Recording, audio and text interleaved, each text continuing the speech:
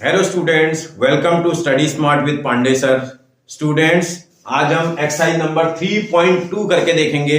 आपने 3.1 और इंट्रोडक्शन की वीडियो मेरी देख ली होगी, अगर नहीं देखी है तो आप जाकर के उसको देख लीजिए। देखते हैं बेटा एक्सरसाइज नंबर 3.2, नेक्स्ट एक्सरसाइज।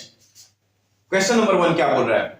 बोल रहा है right the answer of each of the following question. इन क्वेश्चनों के आंसर तो बोल रहा है। इसका पहला पार्ट आप देखो जरा क्या बोल रहा है।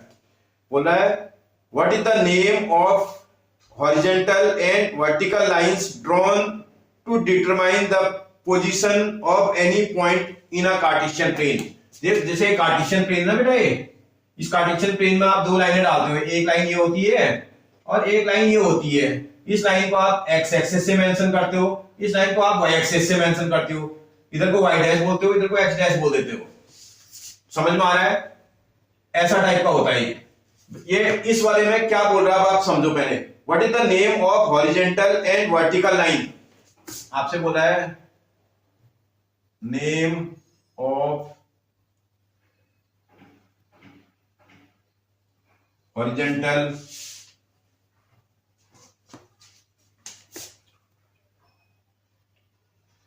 लाइन। हॉरिजॉन्टल लाइन का क्या नेम होता है? And name of vertical line. Vertical line को आप क्या नेम देते हो? देखो भाई, जो हॉरिजॉन्टल लाइन होती है, अट के पैरेलल को हॉरिजॉन्टल लाइन बोलते हो बेटा। इस हॉरिजॉन्टल लाइन का क्या नेम होता है बेटा? इसको आप एक्स एक्सिस बोलते हो बेटा। इसको आप एक्स एक्सिस मार्क करते हो। ये हॉरिजॉन्टल लाइन है ना, एक्स एक्सिस। जो वर्टिकल लाइन है उसको क्या बोलते हो बेटा? इस हॉरिजॉन्टल लाइन को आप वाई एक्सिस बोलते हो।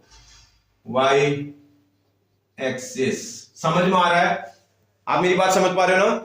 हॉरिजॉन्टल लाइन को आप एक्स एक्सिस बोलते हो, वर्टिकल लाइन को आप वाई एक्सिस बोलते हो। पूछ रहा है हॉरिजॉन्टल लाइन को क्या बोलते हैं और वर्टिकल लाइन को क्या बोलते हैं। फिर बोल रहा है what is the name of each part of the plane formed by these lines. इन लाइनों से बनने वाले हर पार्ट को आप क्या बोलते हो? ये क्या है? ये क्वाड्रेंट है भाई। हर पार्ट को आप क्या बोलते हो? क्वाड्रेंट। ये क्या होता है? क्वाड्रेंट होता है। इसको क्या बोलते हो? क्वाड्रेंट बोलते हो। इसको क्या बोलते हो? क्वाड्रेंट। मतलब हर पार्ट को आप क्या बोलते हैं बोल रहा है। इसका जो सेकंड पार्ट है, ईच पार्ट इज क्वाड्रेंट। आप बात समझ पा रहे हो ना? हर पार्ट को क्या बोलेंगे? क्वाड्रेंट बोलेंगे बोल रहा है। इसका थर्ड पार्ट देखो क्या बोल रहा है भाई। इसके थर्ड पार्ट में आपसे क्या पूछ रहा है? बोल रहा है right the name of the point where these two lines intersect. जो ये एक्स एक्सिस वाली लाइन है और जो ये वाई एक्सिस वाली लाइन है, जहां पर इंटरसेक्ट करती है, इस पॉइंट को क्या बोलते हैं बोल रहा है। इस पॉइंट को क्या बोलते हैं बेटा? ओरिजिन या intersection point of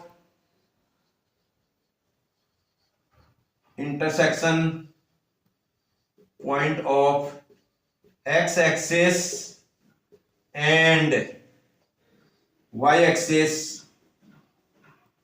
is called origin।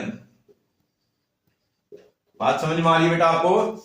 जहां पर x एक्सिस और y एक्सिस एक दूसरे को इंटरसेक्ट करते हैं, इस वाले पॉइंट को आप ओरिजिन बोलते हैं। नेक्स्ट देखते हैं बेटा क्वेश्चन नंबर 2। देखो क्वेश्चन नंबर 2 में क्या बोल रहा है आपसे, क्वेश्चन वाला थोड़ा पढ़ लीजिएगा। बोल रहा है सी फिगर नंबर 3.14। आपके बुक में 3.14 में एक फिगर बना हुआ है, वो मैंने बोर्ड पे बना लिया है। फिर आपसे बोल रहा है राइट द फॉलोइंग। उसकी हेल्प से इस वाले ग्राफ को देख करके आपको ये आंसर देने हैं। भैया आप जरा क्वेश्चन इसमें ध्यान से देखिएगा। जब आप इसको ध्यान से देखोगे, देखो ये एक्स एक्सिस है, ये वाई एक्सिस है, ये एक्स एक्सिस का वाई एक्सिस का इंटरसेक्शन पॉइंट है ओरिजिन। यहां से सब 1 सेंटीमीटर डिस्टेंस पर मैंने पॉइंट्स मार्क कर रखे हैं। अब आपसे क्या पूछ रहा है? The coordinate of B. B point के कोऑर्डिनेट निकालो बोल रहा है। कैसे निकालते हैं जी कोऑर्डिनेट? क्या बताया था मैंने आपको?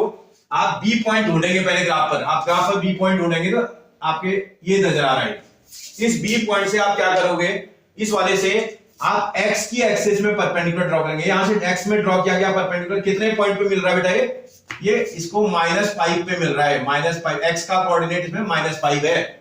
ये इसी वाले पॉइंट से आप y में ड्रॉ करेंगे परपेंडिकुलर, तो y में ड्रॉ किया गया परपेंडिकुलर कौन से पॉइंट तक जा रहा है बेटा? 2 तक जा रहा है। तो इसका कोऑर्डिनेट क्या हो जाएगा बेटा?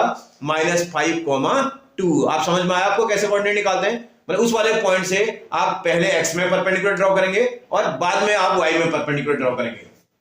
ऐसे बोला कोऑर्डिनेट ऑफ सी ढूंढो आप पहले पॉइंट, सी पॉइंट आपको यहां पर मिलेगा, ये दिखाई दिया आपको। इस सी पॉइंट से आप पहला काम क्या करोगे, इससे x में परपेंडिकुलर को ड्रॉ करेंगे।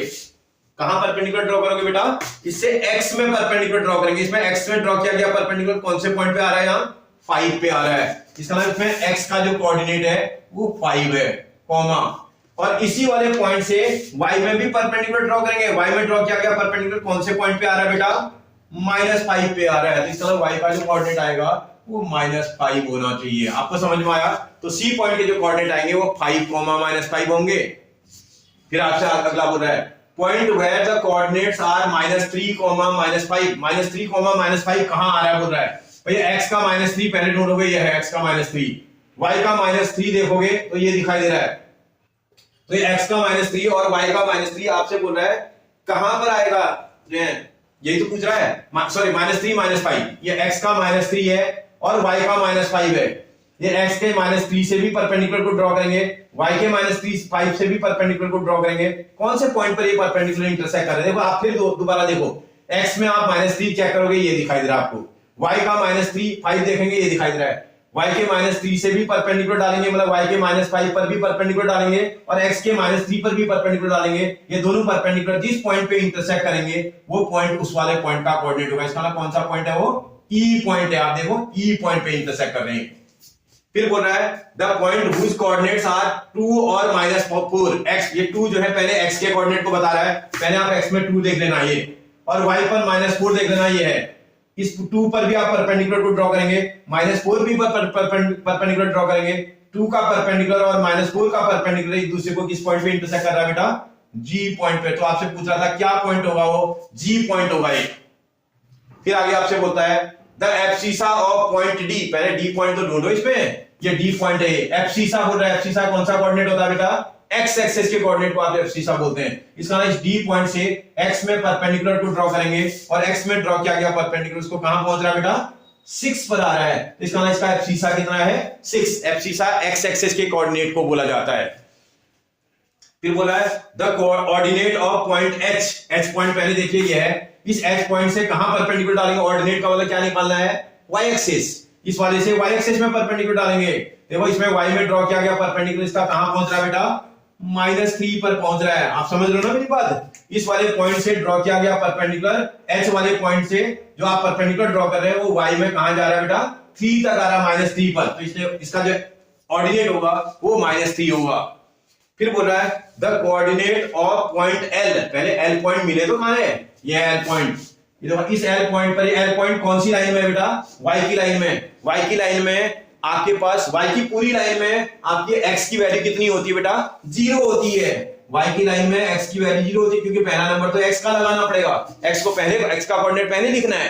तो इसमें x का कोऑर्डिनेट तो इस पूरी y की लाइन में 0 होगा और y की वैल्यू कितनी है यहां पर L पॉइंट पर 5 है। तो कोऑर्डिनेट क्या हो जाएगा, 0,5। बात समझ में आ रही है आपको। पहले x का कोऑर्डिनेट लिखा जाएगा, बाद में y का कोऑर्डिनेट। ऐसे m पॉइंट का कोऑर्डिनेट बोला है, m पॉइंट तो यहां पर है। m पॉइंट कौन सी लाइन में आ रहा है बेटा, x की लाइन में आ रहा है। x की लाइन में m पॉइंट आ रहा है तो x का कोऑर्डिनेट तो उसमें होगा। x का कोऑर्डिनेट कितना आ रहा है उसमें, -3 आ रहा है। और इस x की लाइन में y की वैल्यू कितनी होती है, 0। x की लाइन में y की वैल्यू 0, y की लाइन में x की वैल्यू 0।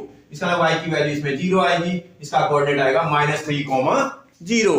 बात समझ में आ रही बेटा, बहुत इजी है ये तो। कोऑर्डिनेट ज्योमेट्री मैथमेटिक्स का बहुत आसान टॉपिक है, बस आपको एक बार समझना पड़ेगा। अगर आपकी समझ में आ जाएगा आप 100% बना डालेंगे। ठीक है बेटा, कोई परेशानी? आपको अच्छा लगा? अगर आपको वीडियो पसंद आया तो बेटा सबसे पहले आप वीडियो को सब्सक्राइब कर दें। सब्सक्राइब करने से क्या फायदा है, आपको जो भी वीडियो में बनाऊंगा आपके सिलेबस की सबसे पहले आप तक पहुंचेगी। ठीक है, और अपने फ्रेंड्स को भी शेयर कर दो ताकि उससे उनका भी फायदा हो जाए, मेरा मोटिवेशन भी बढ़ जाए बेटा। ठीक है, थैंक यू बेटा।